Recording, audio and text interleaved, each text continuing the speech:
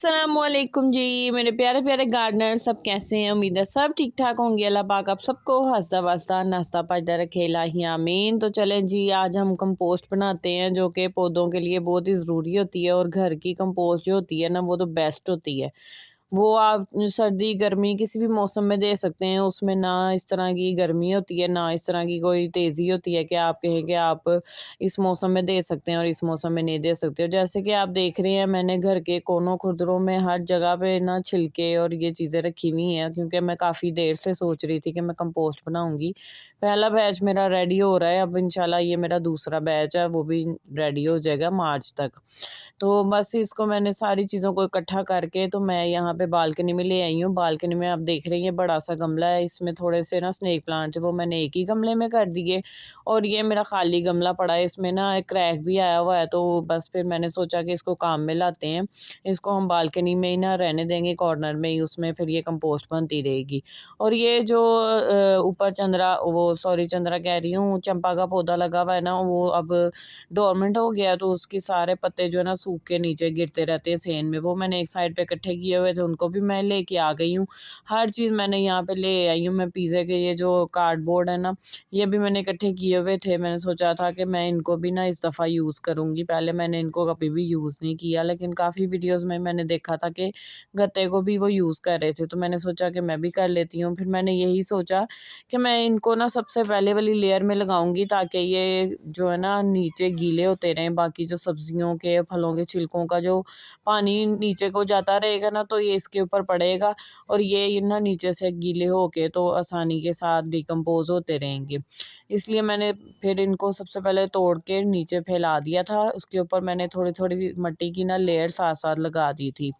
ये 2 मैंने लगाए थे, तो उसके बाद फिर मैंने सोचा था कि तीसरा मैं दूसरे वाले किसी पॉट में डाल दूँगी। अभी मैंने इसमें 2 ही डाले थे, क्योंकि फिर इसमें सब्जियों और फलों के जो छिलके हैं वो पूरे नहीं आने थे, इसी से काफ़ी ऊपर तक आ जाना था।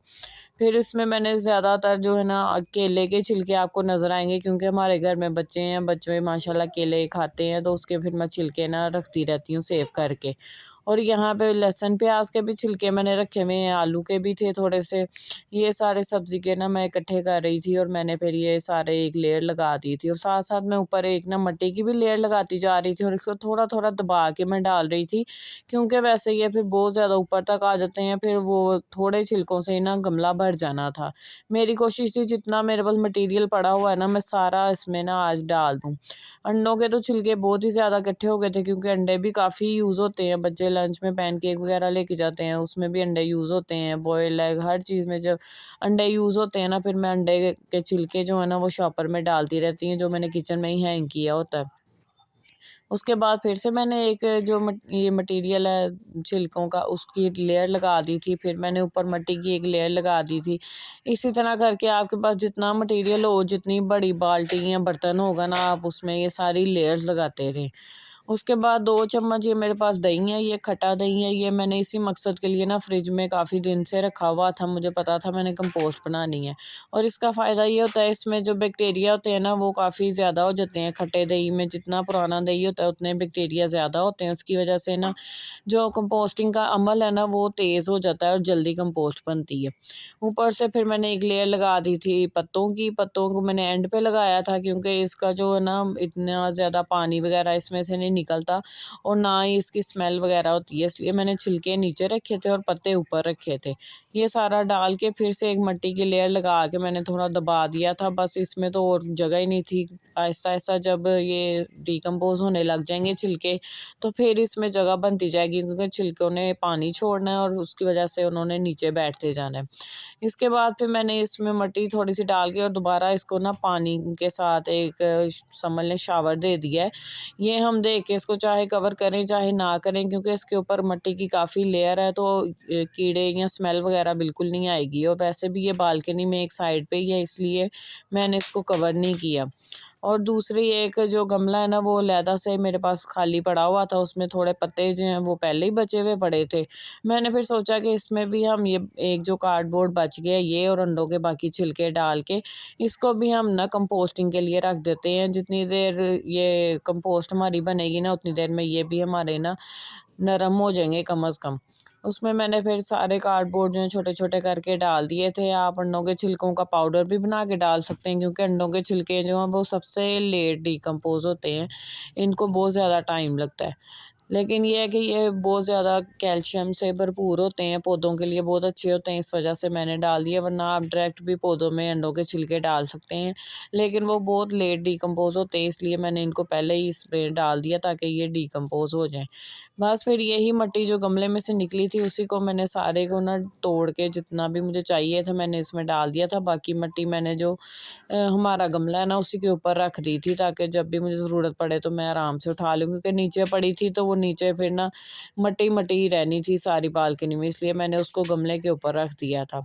इसको भी एक अच्छी सी मोटी लेयर ऊपर मिट्टी की लगा के तो हम लोग ना इसको भी एक कॉर्नर में रख देंगे, इसी तरह जैसे हमने बड़े गमले में रखी है।